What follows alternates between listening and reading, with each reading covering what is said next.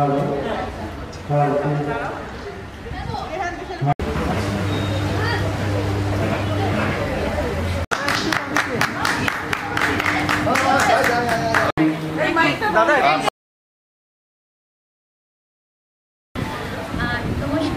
এই মুহূর্তে আমি খুব আনন্দ পাচ্ছি, কারণ ষষ্ঠীর পুজো শুরু হয়নি, আপনারা ভাবছেন মায়ের পুজো দেওয়া হয়নি, এরা কিন্তু ব্র্যান্ডের পুজো শুরু হয়ে গেল।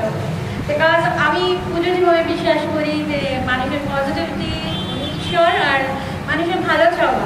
অ্যাকচুয়ালি আমি আমার শত্রুর ভালো চাওয়াটাই পুজো মনে করি, যে কোনোভাবে আমার খারাপ চাইলে আমার কিছু কিছু হবে না, যে যার মধ্যে বিজি থাকতে পারে। আমরা এইভাবে এগিয়ে যাই। আর সব থেকে যেটা বড় কথা, যে আমরা পাড়া সার্চ করি, ইরানি ব্র্যান্ডে স্বাগত সম্মান দেয়। পাড়ার কোনো সেরা প্রতিমা, সেরা ফটো যেগুলো দিয়ে অ্যাকচুয়ালি দেওয়া হয় আর্ট, ওগুলো যদি আর্ট হয়, ডেফিনেটলি ওগুলো আর্ট। তো মানুষ যারা নিজেদের সোলটা পজিটিভ রেখে বিভিন্ন ভালো কাজ করে যাচ্ছেন সারা বছর ধরে, আমরা সেই সব মানুষের সোলকে আমরা সম্মান জানিয়ে তার পাড়াকে সম্মান জানাতে এসেছি। এবং আমরা এটা দীর্ঘ 5-6 বছর করছি। ইন্ডিয়ার বাইরেও আমাদের এই অ্যাওয়ার্ড যায়।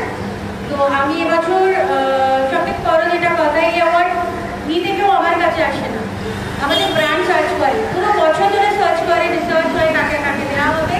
আমরা আপনাদেরও বলি আপনারাও রেফার করুন, কারণ আমি হয়তো কজনকে চিনি, আমি আমার পরিচয় একটা লিমিটেশন থাকে, আপনারাও সবাই জানালে আমরা নিজেরা যাব।